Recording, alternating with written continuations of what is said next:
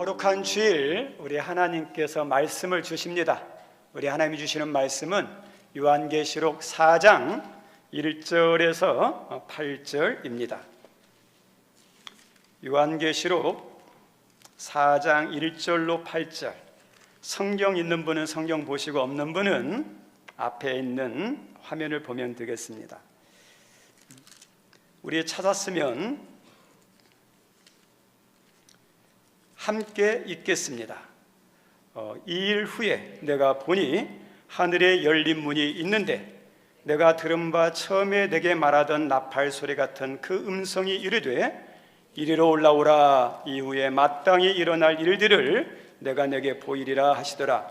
내가 곧 성령에 감동되었더니 보라, 하늘에 보좌를 베풀었고 그 보좌 위에 앉으신 이가 있는데 앉으신 이의 모양이 벽옥과 홍보석 같고 또 무지개가 있어 보좌에 둘렸는데 그 보석이 녹보석 같더라. 또 보좌에 둘려 24 보좌들이 있고 그 보좌들 위에 24 장로들이 흰옷을 입고 머리에 금관을 쓰고 앉았더라. 보좌로부터 번개와 음성과 우레소리가 나고 보좌 앞에 켠 등불 7이 있으니 이는 하나님의 7 영이라. 보좌 앞에 수정과 같은 유리바다가 있고 보좌 가운데와 보좌 주위에 4 생물이 있는데 앞뒤에 눈들이 가득하더라.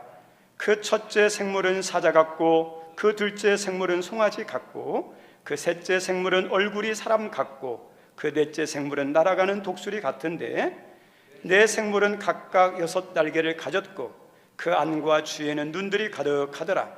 그들이 밤낮 쉬지 않고 이르기를 거룩하다 거룩하다 거룩하다 주 하나님 곧 전능하신 이여, 전에도 계셨고 이제도 계시고 장차 오실 이시라 하고. 아멘.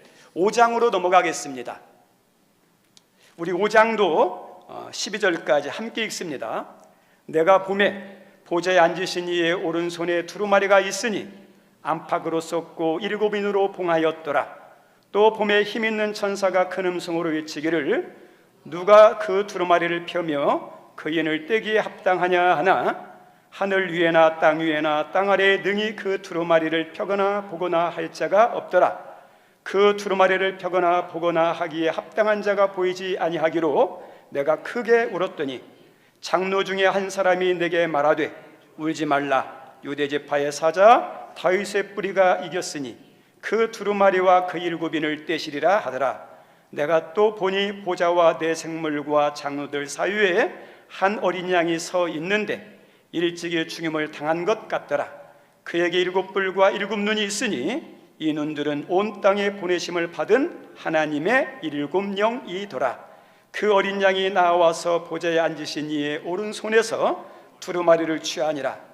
그 두루마리를 취하심에 4 생물과 24 장로들이 그 어린 양 앞에 엎드려 각각 검은고와 향이 가득한 금대접을 가졌으니 이 향은 성도의 기도드리라. 그들이 새 노래를 불러 이르되 두루마리를 가지시고 그 인봉을 떼기 합당하시도다.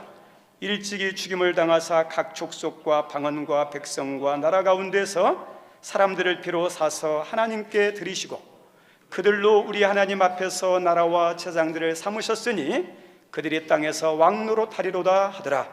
내가 또 보고 들으매 보좌와 생물들과 장로들을 둘러선 많은 천사의 음성이 있으니 그 수가 만만이요 천천이라.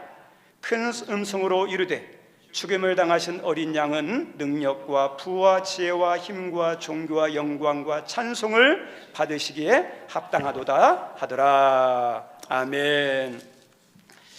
오늘 말씀 좀 이렇게 길게 읽었습니다. 우리 성도님께 미리 부탁드릴 것은 지금 계속해서 요한계시록을 하고 있는데 이번에 22장까지 자세히는 못하고 또 자세할 능력도 안 돼요. 또 조심해야 되니까. 그래도 우리가 신앙생활을 하다 보면 계시록에 대해서 알아야 되니까 이번에는 개괄적으로라도 마지막까지 좀 같이 묵상하면서 은혜를 나누고자 합니다. 그런데 여러분이 계시록을 설교를 듣기 전에 여러분이 꼭 읽으셔야 돼요. 예전에 읽었어도 다시 읽으시고, 그 다음에 생명의 삶 큐티켓 가운데 이거 나오는데 생명의 삶 안 하신 분들이 있다면 그거 하시고 또 하신 분들은 다시 한번 하시면 은혜 드는 거 아는 것은 공짜가 아니에요. 내가 투자하고 노력한 만큼 내가 얻어요. 읽은 만큼 들려요. 큐티하면 큐티한 만큼 내게 어떠냐? 깨달아져요. 그냥 깨달아지는 게 아니에요. 우리 성도님들이 이 계시록에 대해서 다시 읽으시고 묵상하는 그런 시간 되고 같이 은혜를 받았으면 좋겠습니다. 하나님이 사도 요한에게 환상을 통해서 계시를 알려줬어요. 첫 번째는 어떠냐? 계시록 1장에서 7 금 등잔대와 7 별에 관련된 금 등잔대와 7 별에 대한 그 환상, 계시를 보여줬어요. 우리 성도님들, 그것은 어떤 거냐? 하나님이 그 교회 사이를, 성도 사이를 운행하고 있다는 거예요. 하나님의 관심, 하나님이 중요하게 여기는 것은 교회예요. 하나님이 정말 사랑하시고 귀히 여기는 것은 성도들이에요. 성도들 사이를 운행하는 거예요. 근데 성도들 사이를 운영하면서 뭘 보실까요? 뭘 돌볼까요? 여러 가지 삶도 돌보지만 가장 중요한 것, 신앙이에요. 우리 성도님들, 마지막 내 영혼을 책임지는 것은 뭐냐? 믿음밖에 없어요.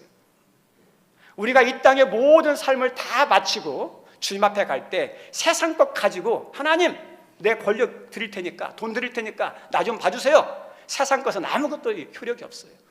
오직 뭐만 요단강을 건너 하늘나라 가게 만드는 효력이 있느냐? 믿음밖에 없어요. 그래서 우리 성도님들, 하나님께서 이 2장 3장에 있는 소아시아 교회 7교회 보내는 편지를 보내면서, 야, 너희들의 신앙을 한번 점검해 보라는 거예요. 너희들의 믿음이 어떤 믿음이냐? 너희들이 볼 때 정말 구원받을 만한 믿음이 있느냐? 신앙 점검이에요. 우리 건강을 위해서 정기검진 하시죠. 우리 하나님께서 2장 3장의 그 말씀을 통해서 모든 교회와 이 땅에 있는 모든 성도들, 오늘 이 자리에 나온 성도들의 신앙을 점검하는 거예요. 우리 성도님들, 여러분 신앙 점검하시기 바랍니다. 점검해야 돼요. 우리의 마지막이 언제 끝날지 모르는데 점검해야죠. 그래서 그것이 첫 번째 계시였어요. 오늘 말씀에 하나님께서 두 번째 환상, 두 번째 계시를 주십니다. 오늘 말씀에 하늘문이 딱 열리면서 1장에서 들렸던 나팔소리 같은 음성이 들리면서 이렇게 말합니다. 이리로 올라오라, 이렇게 해요. 우리 하나님 올라오라면 올라와야죠. 하나님 가라면 가야죠. 하나님 올라오라 그럽니다. 그리고 이렇게 말합니다. 이후에 일어날 일을 너에게 알려주겠다. 이후에 일어날 것을 알려주겠다 하면요, 우리 하나님이 이렇게 부르시고 난 다음에 이 사도 요한을 하늘나라를 이렇게 보여주시요. 우리 얼마나 감사해요. 얼마나 이렇게 부러워요. 우리가 꿈에 그리던, 우리가 가서 생활해야 할 하늘나라를 미리 보여주니까 얼마나 감사하겠습니까? 하나님께서 이 사도 요한에게 하늘나라를 이렇게 보여주는데 다 보여주지도 못해요. 우리 성도님들, 여행 좋아하시는 분들도 우리나라 다 다녀봤습니까? 혹시 미국 갔다 오신 분들 미국 다 다녀봤어요? 다 못 다녀요. 하늘나라도 다 보여줄 수 있는 시간이 안 돼요. 시간이 안 돼요. 그래서 지극히 일부만 보여줘요. 어디를 보여주냐? 하나님 보좌와 그 보좌 주변만 살짝 보여줘요. 그 보고 난 것을 이 사도 요한이 기록해서 하나님이 알려주라 했으니까 기록했는데, 우리들이 꼭 아셔야 할 게 있다면 인간의 언어는 한계성이 있다는 거예요. 한계성이 있다는 거예요. 그 한계성을 가지고 있는 언어로 그 크신 하나님을 다 담아낼 수 있겠습니까? 못 담아내요. 하늘나라의 그 아름다움과 웅장함과 행복한 모습들을 인간의 언어로 담아낼 수 있겠습니까? 못 담아내요. 우리가 어디 아름다운 데 갔을 때 그것을 보고 표현하라고 그러면 잘 표현하지 못해요. 제가 예전에 청년들 25명 데리고 중국에 단기 선교를 가면서 마지막 어디에 갔다 왔었냐면 백두산 천지를 갔다 왔어요. 근데 그분들이 이야기하는 게 뭐냐면 날씨가 좋으려면 일주일에 한두 번밖에 없대요. 근데 어떻게 하나님의 은혜로 날씨가 정말 좋았어요. 근데 그 다리를 이렇게 올라가 가지고 근데 천지에 가기까지 이렇게 걸어가는 길이 있는데 사람의 발길이 없고 오염이 안 됐으니까 얼마나 풀이 꽃이 아름다운지, 물이 흐르는데 얼마나 맑은지, 이렇게 누워있는데 그 아름다움을 이렇게 선교부가 하는데 쓸 수가 없더라고요. 인간의 언어도요, 자연의 아름다움과 웅장함을 기록하지 못하는데 하물며 하나님을 어떻게 기록할 수 있고 하나님 나라에 대해서 기록할 수 있겠습니까? 그래서 이 요한도 어부 출신이잖아요. 어부가 얼마나 어력이 있겠어요. 자기도 답답할 거예요. 그런데 자기 안에서 최대한대로 기록했습니다. 그런데 봤는데 그 보좌 한가운데에 보좌가 있어요. 그리고 보좌에 한 분이 앉아 계시는데 막 보석처럼 빛나요. 광채가 나요. 그리고 난 다음에 그 주에 무지개처럼 막 뿜어져 나오는 그 모습이 보입니다. 그리고 난 다음에 그 보좌 앞에를 보니까 성경 말씀에 7등불 7영이라는 게 나와요. 7등불 7영이 있어요. 이걸 미리 말씀드리면 이건 뭐냐면 성령이에요. 우리 성도님들, 지금이야 우리가 안 보이지만 하나님이 가려가면 우리의 영안이 다 열려서 하나님이 다 보여요. 삼위일체 하나님이 다 보여요. 다 보여요. 그래서 그때는 하나님 보여주세요, 하나님 보여주세요 할 필요도 없어요. 성령님 어디 계세요? 할 필요도 없어요. 그때는 영안이 열려서 다 보여요. 그래서 성령을 의미한다고 생각하면 됩니다. 그리고 그 주위에 뭐가 있냐면 내 생물이 있어요. 사자 같고, 그 다음에 송아지 같고, 사람 같고, 독수리 같은 내 생물, 내 보좌가 딱 이렇게 둘러있고, 그리고 그 뒤로 24 장로들이 흰옷을 입고 금관을 쓰고 이렇게 보좌에 앉아있는, 그리고 5장 11절 말씀에 보면 그 주변에 천천만만이 되는 천사들이 막 둘러있는 거예요. 우리 성도님들, 그림 잘 그리는 사람은 한번 그림을 그려보시기 바랍니다. 보좌가 있어요. 보좌에 앉으시는 이가 있는데 막 광채가 납니다. 그리고 성령이 있고, 그리고 내 생물이 있고, 24 장로가 있고, 천천만만의 천사들이 확 둘러서 있는 하나님 보좌 주변에 관련된, 그리고 그 주변이 뭐냐, 수정체처럼 유리 같은 바다가 쭉 펼쳐져. 얼마나 맑고 깨끗한지 표현할 수 없는 그런 걸로 이렇게 해놨습니다. 이것을 보면서 우리들이 성경 읽으면서 궁금한 게 있어요. 과연 보좌에 앉으시는 누굴까? 우리 성도들, 보좌에 앉으시는 누굴까요? 성령은 그 앞에 있다고 그랬죠. 어떤 분은 예수님이라고 기르기도 하고, 어떤 분은 하나님이라고 그러는데 누구라고 말해도 해도 괜찮아요. 왜요? 이 당시 여기에서는, 하늘나라에서는 삼위 하나님이 함께 있으니까. 그래도 더 정확하게 말한다면 분별하는 것도 좋을 것 같아요. 우리가 기도를 하죠. 우리가 기도를 할 때 하나님, 예수님, 성령님 누구에도 상관해도 상관없어요. 그런데 교회 오래 다니신 분들은 좀 아셔야 돼요. 우리의 기도를 들으시고 응답하시는 분은 누구죠? 하나님 아버지. 그래서 하나님 아버지 이렇게 하는 거예요. 그리고 우리의 기도를 다 이렇게 받아가지고 하나님께 올려드리는 중보자는 누구죠? 예수님. 그래서 예수님 이름으로 기도드립니다 이렇게 하는 거예요. 우리의 기도하는 내용을 도와주시는 분은 누구예요? 성령님이에요. 성령님. 그래서 구분 안 해도 되지만 그래도 알고는 계시는 게 좋아요. 우리도 마찬가지예요. 이 보좌에 앉으신 이가 누구냐? 8절 말씀에 보면 이렇게 나와요. 같이 읽죠. 주 하나님 곧 전능하신 이여, 전에도 계셨고 이제도 계시고 장차 오실 이시라. 위에 있는 화면을 보시기 바랍니다. 8절 글씨 보이나요? 여기 보면 어떠냐? 전에도 계셨고 이제도 계시고 장차 오실 이, 재림하실 것처럼 생각하죠. 그래서 예수님이라고 생각할 수 있어요. 그런데 이것만 보면 안 되고 성경은요 포괄적으로 봐야 돼요. 어디를 보면 되냐면 5장 7절 말씀, 밑에 있는 말씀 한번 읽어볼까요? 시작. 그 어린 양이 나와서 보좌에 앉으신 이의 오른손에서 두루마리를 취하시니라. 여기 보면 알겠지만 어린 양이 나오죠. 보좌에 앉으신 이가 나오죠. 다릅니다. 어린 양과 보좌에 앉으시는 다릅니다. 어린 양은 누굴까요? 예수님. 보좌에 앉으시는 누굴까요? 하나님이죠. 하나님이 보좌에 앉았는데 그 두루마기를 어린 양이 받는 장면이 나오죠. 그래서 이 모든 내용을 종합해 보면 하나님 보좌 중앙에 앉아 계신 분은 누구예요? 하나님 아버지. 하나님 아버지.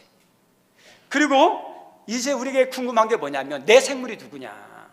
앞뒤로 막 눈이 가득한, 그리고 하나님 보좌 바로 앞에 이렇게 둘러있는 내 생물, 사자 같고 송아지 같고, 그리고 또 사람 같고 독수리 같은 이 생물이 뭐냐? 막 귀귀하잖아요.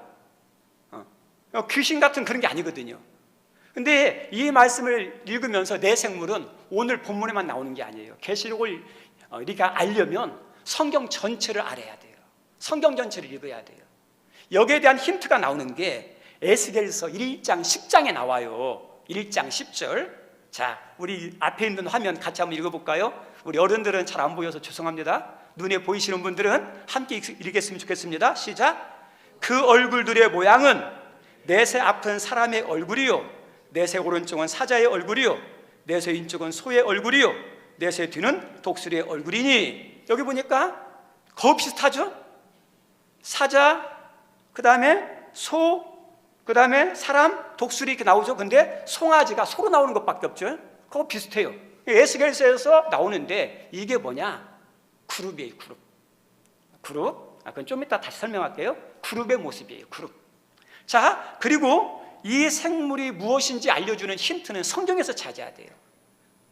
성경은 성경으로 푼다고 그랬죠.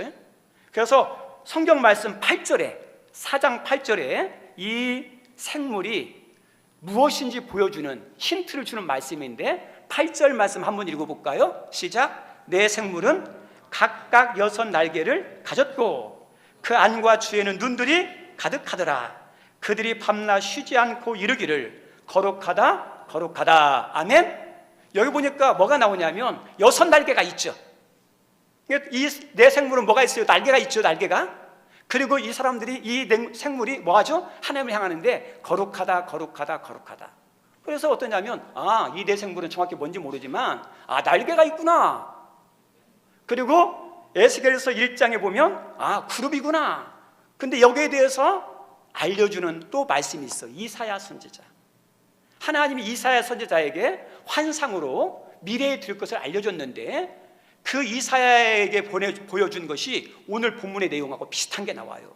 우리 6장 2절 3절 한번 읽어볼까요? 시작. 스랍들이 모시고 섰는데 각기 6날개가 있어 그 둘로는 자기 얼굴을 가리었고 그 둘로는 자기 발을 가리었고 그 둘로는 날며 서로 불러 이르되 거룩하다 거룩하다 거룩하다 만군의 여호와여 그의 영광이 온 땅에 충만하도다 하더라. 여기 보니까 6날개가 있죠. 2날개로 얼굴을 가리고 2날개로 날고 2날개로 발을 가리죠.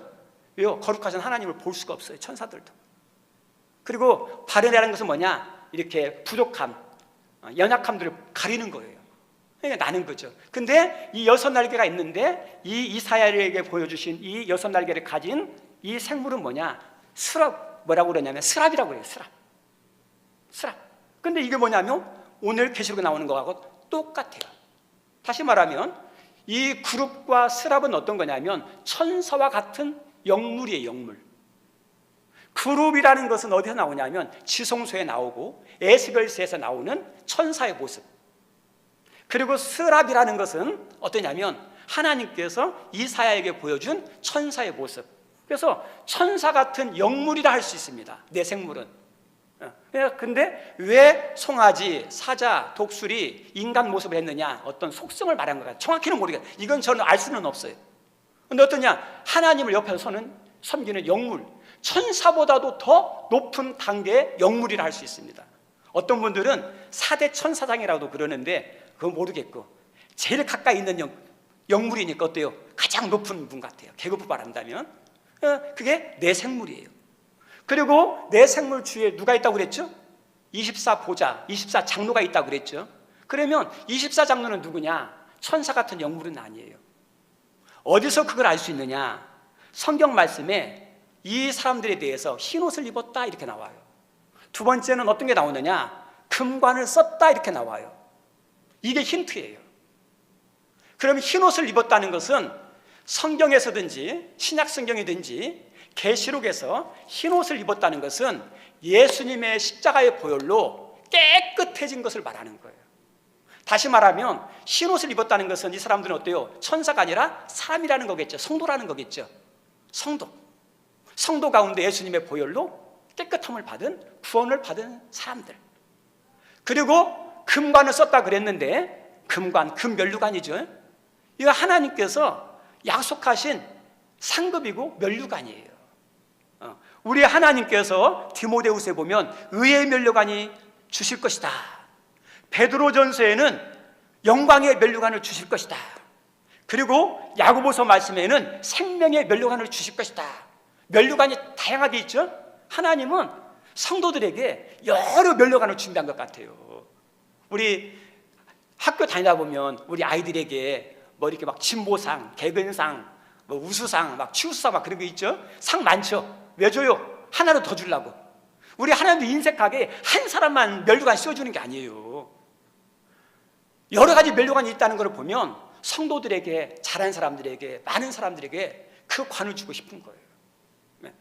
그래서 우리 성도들은 어떠냐? 이 면류관, 상급에 대해서 어떠냐? 사모하는 마음이 있어야 돼요. 저 따라서 합니다. 사모하는 마음이 있어야 된다. 우리 성도님들, 세상에 대한 성공에 대한 사모하는 마음이 있어요, 없어요? 출세에 대한 사모하는 마음이 있어요, 없어요? 목표한 거 이루고 싶은 사모하는 마음이 있어요, 없어요? 로또 복권 사놓고 어때요? 당첨되게 해주세요. 얼마나 사모해요? 세상 것도 사모하는데 영적인 하나님의 사람은 어떤 것도 사랑해야 돼요? 이것도 사랑해야죠. 영적인 욕심이야죠. 그래서 신실한 믿음의 사람은 내가 그런 수준이 될까 생각하는 마음도 있지만, 야, 나도 그 상 받았으면 좋겠다, 이런 마음이 있어야 돼요. 그래서 이 금면류관을 받았다니까 어때요? 최고의 신앙인, 섬김이 이겠죠.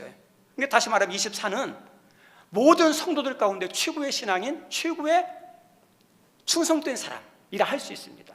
그래서 어떤 사람은 이렇게 해요. 구약의 12지파, 신약의 12사도. 그래서 구약과 신약을 대표하는 최고의 성도들이라 말합니다. 근데 그 말도 일리가 있어요. 그래서 24장로가 보좌에 앉아 있습니다. 그리고 난 다음에 5장 11절에 보니까 누가 있다고 그랬죠? 천천만만의 천사들이 확 둘러있는 모습이 나오죠. 우리 성도님들, 사도 요한이 하나님 보좌와 그 주변에 있는 내 생물과 천사를 바라보면서 이 사도 요한의 눈에 들어온 아름다운 광경이 보였어요. 그 광경이 뭐냐면 거룩한 예배, 풍성한 예배를 드리는 모습을 보게 돼요. 우리 신앙생활을 잘하려면 모범이 되는 사람이 중요해요. 신앙생활 잘하는 사람이 있을 때 나에게 도움이 많이 돼요. 섬기는 사람도 잘 섬기는 사람이 있으면 도움이 많이 돼요. 그죠?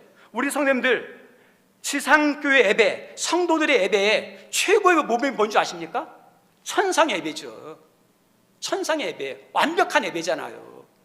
다시 말하면 하나님께서는 이 천상 예배를 보여주시면서 어떠냐? 오늘날 지상교회와 성도들과 모든 하나님의 백성들이 어떤 예배를 드리기를 원하신다고요? 천상에 있는 예배 같은 예배를 드리기를 원하셔요. 근데 천상 예배에서 드려지는 예배는 우리가 알고 있는 것은 최고의 영물이 내 생물이라고 그랬죠. 내 생물이. 그리고 최고의 가장 거룩한 존귀한 24장로가 하나님께 예배를 드리는 거예요. 하나님 앞에서 최고의 예배를 드리는 거예요. 가장 높은 사람, 최고의 사람들이. 우리 군대에 가면 참 재밌는 게 있어요. 말참, 고참이 있어요. 갈참이 있어요. 그러면 이 고참들은 이제 뭐냐면 어떤 모임이 있다, 집합하면 집합 안 가요. 그 다음에 어떤 모임이 있다, 훈련이 있다, 열의예요. 안 가려고 그래요. 그리고 쫄병들한테, 신참들한테 야, 너희들 가 하면서 너희들이 참여해, 이렇게 해요. 그리고 난 다음에 막 연예인들이 왔어요. 위문공연 왔습니다. 그 앞자리에 앉아야죠. 야, 너희들 저리 가. 그리고 고참에 앉아야죠. 이게 고참이에요. 이해가 돼요. 우리 신참 때 고생을 많이 했으니까 고참 때 그런 특기가 좀 있었어요. 그래서 모임이나 집회라든지 참석하기 힘든 것들은 안 해요. 그리고 신참들이라든지 그 다음에 일할 때, 작업할 때 이런 1등병, 2등병을 이렇게 보내요. 우리 성들, 우리들이 신앙생활을 하면서 내가 오래 했다고, 내가 직분이 높다고 군대 고참처럼 예배를 귀찮아한다든지 소홀히 한다든지, 야, 너희나 참석해. 우리 사람들, 이게 옳은 일입니까? 어떻게 보면 우리는 신앙생활을 하면서 조심할 게 뭐냐면 오래 믿을수록, 신앙에 대해서 익숙할수록, 예배에 대해서 익숙할수록 예배 식상해져요. 예배에 대한 은혜와 감동이 없어요. 설교자도 문제고 찬송하는 사람도 문제고 다 문제지만 또 하나의 문제가 뭐냐? 예배 드리는 사람들에 대한 태도의 문제예요. 우리 성도님들, 예배가 똑같은 예배입니까? 아니에요. 오늘 우리가 이렇게 숨쉬고 있는 이 공기가 똑같습니까? 달라요. 하나님의 은혜는 매 순간, 매 주일마다 다를 수 있어요. 하나님은 그 은혜와 그 축복을 매주마다 줄 수 있어요. 중요한 게 뭐냐? 그 예배에 임하는 성도들의 믿음과 자세와 태도에 따라서 달라져요. 정말 사모하는 마음으로, 은혜를 갈급한 심령으로 주님 앞에 엎드리면, 말씀 앞에 귀를 기울이면, 찬양하면 하나님의 그 찬양, 똑같은 찬양, 알고 있는 찬양, 익숙한 찬양인데 그 찬양이 어느 순간에 내 심령이 확 밀려오는 감동이 되고 은혜가 되고 회개가 되는 찬양이 돼요. 내가 읽었던 말씀인데 정말 기도하는 마음으로 이 말씀을 읽었는데 그 말씀이 그날따라 내 안에서 살아 역사하는 말씀, 내 심령과 골수를 찔러 쪼개서 나로 하여금 어떠냐, 내 모습을 보게 만들고 나를 수술하는 말씀이 들 때가 있어요. 우리들이 고참처럼 예배드리면 안 돼요.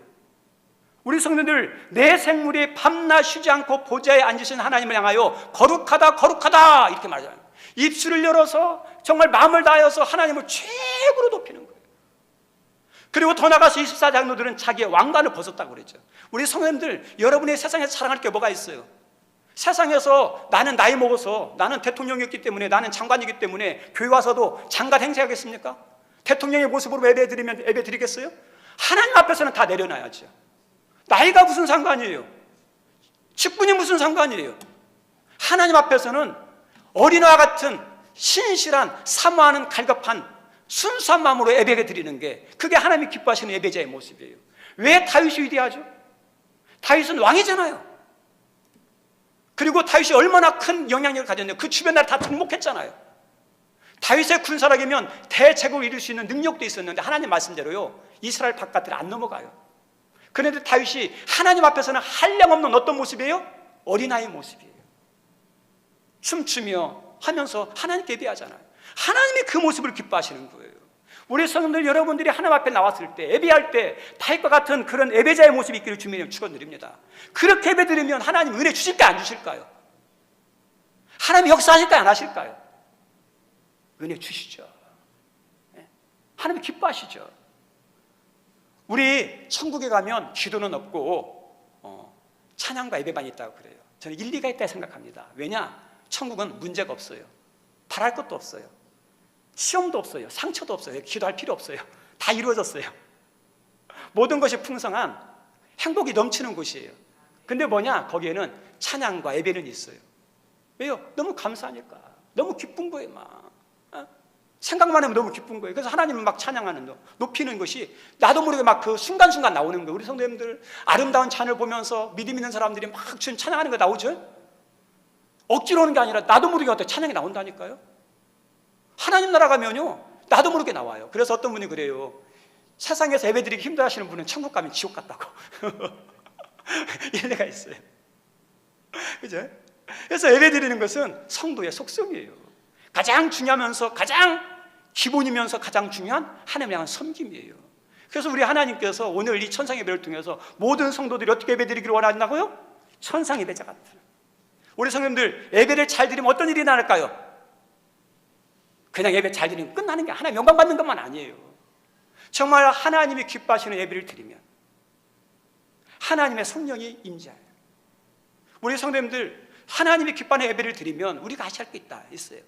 하나님의 영과 내 영이요, 교통이 일어나요. 교통이 일어나요.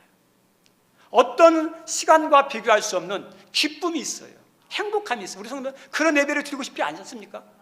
우리가 그런 예배를 드릴 수 있도록, 그런 예배가 드려지도록 기도하셔야 돼요. 그리고 이것이 막 그런 예배가 드려지잖아요. 내 안에 있는 악한 것들이요, 견디지 못하고 확 드러나서 다 나가버려요. 우리 성도들, 영적인 기운이 있어요. 우리 예수님 앞에 딱 하면 모든 것들이 어때요? 정체가 드러나 쫓겨나가죠. 정말 이런 예배가 되잖아요. 내 안에 있는 악한 것들이 다 나가버려요. 찬양을 하다가, 기도를 하다가, 예배를 드리다가, 말씀을 듣다가 상처들이요, 나도 모르게 어떠냐, 치유가 돼요. 감사와 감격이 있어요. 우리 성도님들, 우리가 자연에 가서 뭐 피톤치드 많이 나오는 그런 숲에 가도 얼마나 막 상쾌해요. 근데 예배에 그런 은혜와 능력이 없겠습니까? 있어요. 우리가 그런 예배를 드리려고 사모하시고 그런 예배를 드릴 수 있도록 기도했으면 좋겠어요. 우리가 부족하더라도 그런 마음으로 드리면 이 부족한 예배 속에도 하나님의 주시는 은혜가 있습니다. 오늘 이 사도 요한이 이렇게 예배드리는 모습을 봤는데, 한 가지, 예배가 잘못되면 유도가 같아요. 잘못될 수 있어요. 그리고 우리 성도님들, 우리 하늘문 교회는 이제 전통이 아직은 세워지지 않았어요. 믿음의 1세대들이 중요해요. 제가 기도 제목이에요. 믿음의 1세대들, 믿음의 어른들이 아름다운 신앙의 모범으로 이렇게 길을 닦아줘야, 뿌리를 내려야 그 닦은 그 길 위에, 그 뿌리 위에 우리 2세대, 3세대들이 믿음을 이룰 수 있거든요. 그래서 우리 1세대들 사명감이 있어야 돼요. 내가 예배하는 것이 아무것도 아닌 것 같지만 우리 하늘문교회 예배에 초석을 놓는 거예요. 내가 기도하는 이 기도가 아무것도 아닌 것 같지만 우리 2세대, 3세대들이 내가 이렇게 쌓아놓은 기도의 기초와 토대와 닦아놓은 그 글 위에서 기도하는 거예요. 그래서 1세대들이 중요해요. 그래서 나는 아무것도 아니다, 이렇게 살다가 나 죽을 거야, 그렇게 하지 마시고 하나의 부르심까지, 나는 육신이 건강해서 많은 걸 섬기지는 못하지만 내가 신앙의 사명자로서 좋은 모범, 좋은 토대를 놔야겠다. 그래서 우리 성도님들이 1세대들이 예배도 잘 드려주시고 기도도 열심히 해주시고 짧지만 섬김도 모범이 되어주시면 그 토대를 통해서 우리 교회가 어떻게 될까요? 2세대, 3세대들이 그 토대에서 잘 세워지거든요. 예배 아름다운 전통, 그 모습이 하나님은 이 지향교회에 이루어지길 원하십니다. 그리고 교회에 나오는 것은 다음 주에 이어서 하도록 하겠습니다. 다음 주에 이어서.